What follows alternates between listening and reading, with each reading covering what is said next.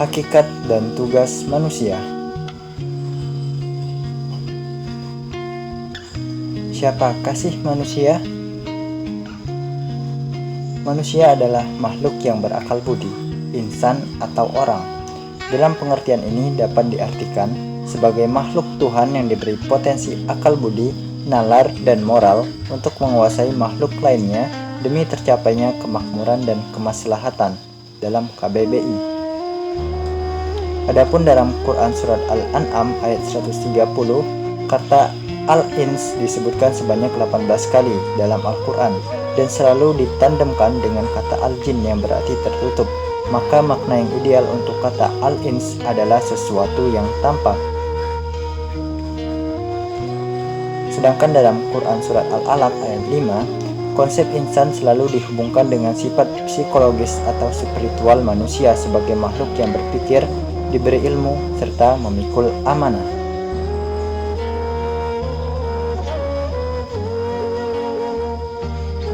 Yang selanjutnya adalah hakikat manusia.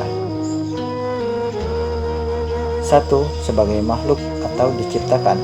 Makhluk yang diciptakan Allah dalam keadaan suci. Quran Surat Ar-Rum ayat 30.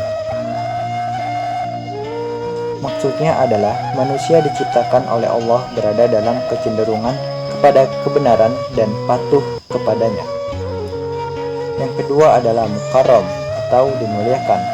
Kemuliaan yang diberikan Allah kepada manusia adalah sebagai berikut. Yang pertama, Allah meniupkan ruh. Quran Surat As-Sajdah ayat 9. Yang kedua, diberi imtiyazat atau keistimewaan. Quran Surat Al-Isra ayat 70.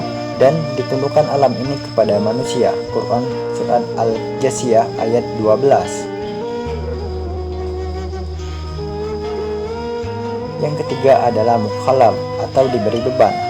Manusia diberi beban dan tanggung jawab oleh Allah Subhanahu wa Ta'ala, yaitu untuk beribadah kepadanya dan menjadi khalifah di muka bumi ini. Yang keempat adalah mukhayyar atau diberi pilihan. Manusia diberi pilihan oleh Allah Subhanahu wa Ta'ala, yaitu akan menjadi beriman atau kufur. Quran Surat Al-Insan ayat 3 dan At-Taghabun ayat 2. Pada Rasul diutus kepada manusia bertugas untuk menyampaikan kebenaran bahwa yang diserukan adalah dari Allah Subhanahu wa Ta'ala dan manusia hendaknya mengikuti ajaran yang dibawa oleh para Rasul. Yang kelima adalah majziyun atau mendapat balasan amal.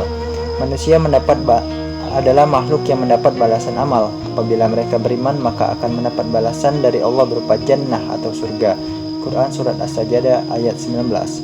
Sedangkan mereka yang ingkar akan mendapat balasan dari Allah berupa nar atau neraka.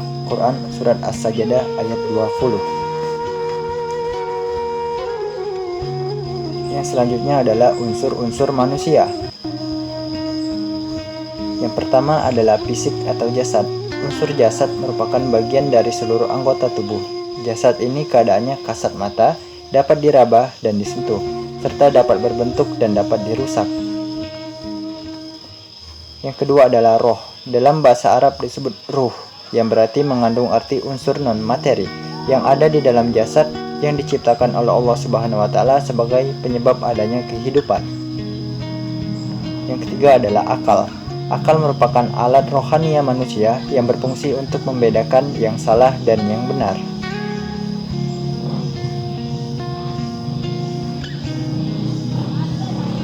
Yang selanjutnya adalah kedudukan dan tugas manusia.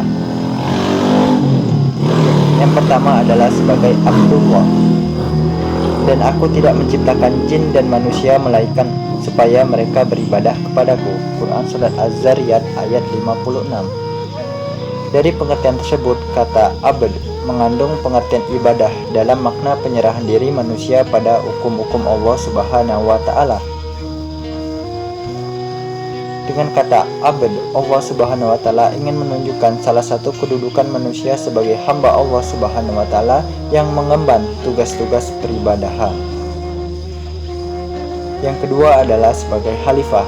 Dialah yang menjadikan kamu khalifah-khalifah di muka bumi. Quran Surat Al-Fatir, surat ke-35 ayat 39.